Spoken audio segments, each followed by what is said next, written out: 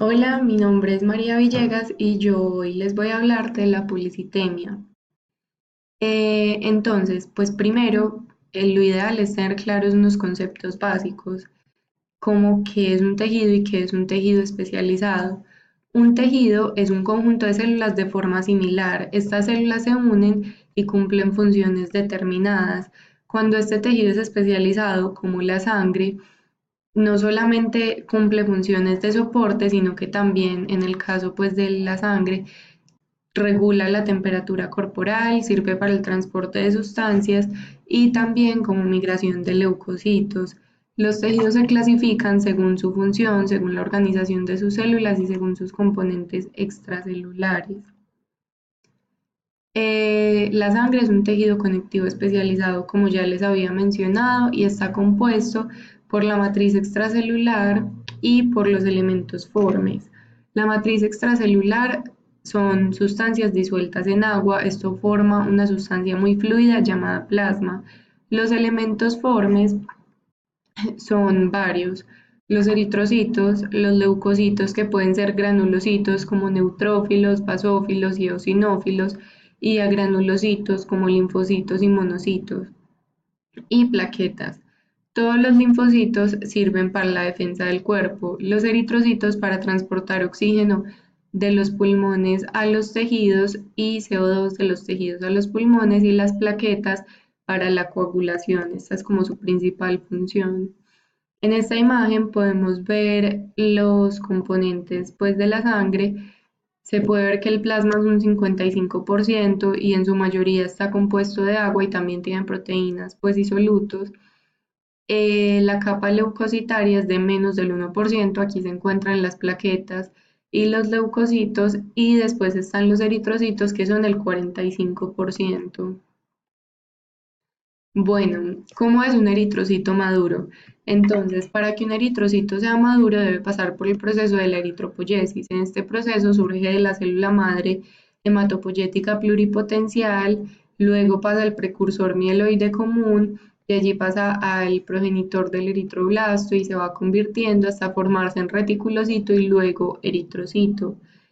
El reticulocito y el eritrocito son las únicas células que están normalmente en la sangre periférica y se puede ver que cuando el eritrocito ya es maduro mide 8 por 2 micrómetros y tiene forma bicóncava. Esta forma le permite pasar por los capilares, pues cuyo diámetro oscila entre 2,8 y 4 micrómetros. Entonces el eritrocito, para no destruirse, se tiene que deformar y esto le permite que pase. Para mantener esa forma bicóncava que es tan especial del eritrocito es que están las proteínas de la membrana. Bueno, el eritrocito se produce en la médula ósea y la médula ósea está compuesta de estroma y de parénquima. El estroma es la zona estructural y es la que le brinda apoyo y soporte al parénquima. Y el parénquima es la zona funcional y es donde están las células pues, del tejido sanguíneo en formación. Por ejemplo, en esta imagen se pueden ver los eritrocitos y los leucocitos.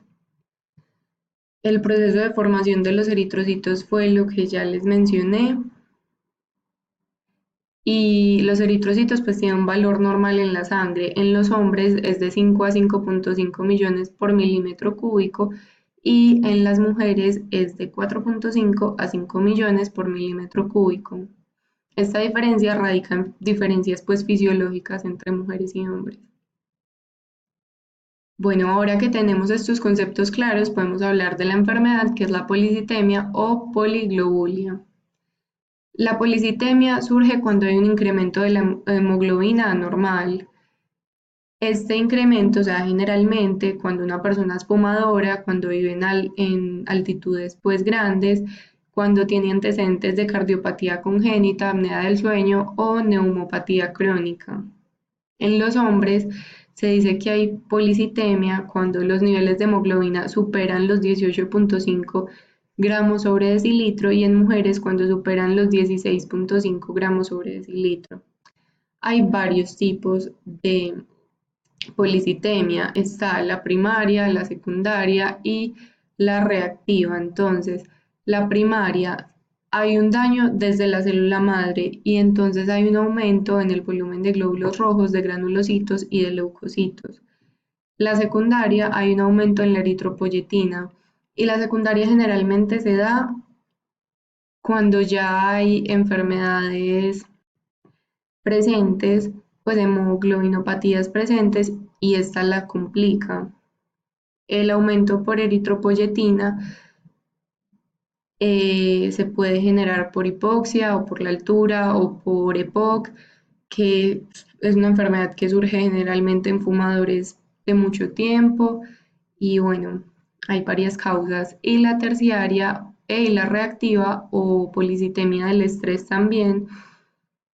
Lo que sucede en esta es que hay una masa, pues hay una masa de eritrocitos normal o un poco elevada, un nivel de leucocitos normal y un nivel de eritropoyetina normal, pero lo que sí hay como muy alterado es que hay una disminución en el volumen plasmático.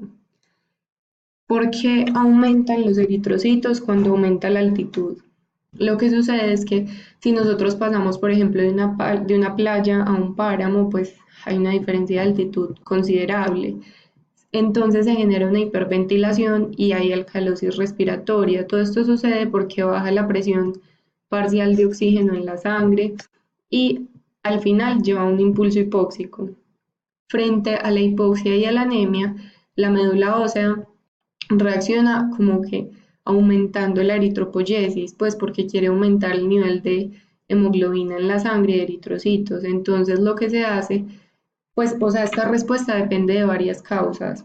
Una de esas causas es la severidad de la anemia o de la hipoxia, también la estructura anatómica de la médula ósea, la cantidad de células madre y el suministro de nutrientes esenciales, principalmente el hierro, porque el hierro es muy importante en la estructura de la hemoglobina.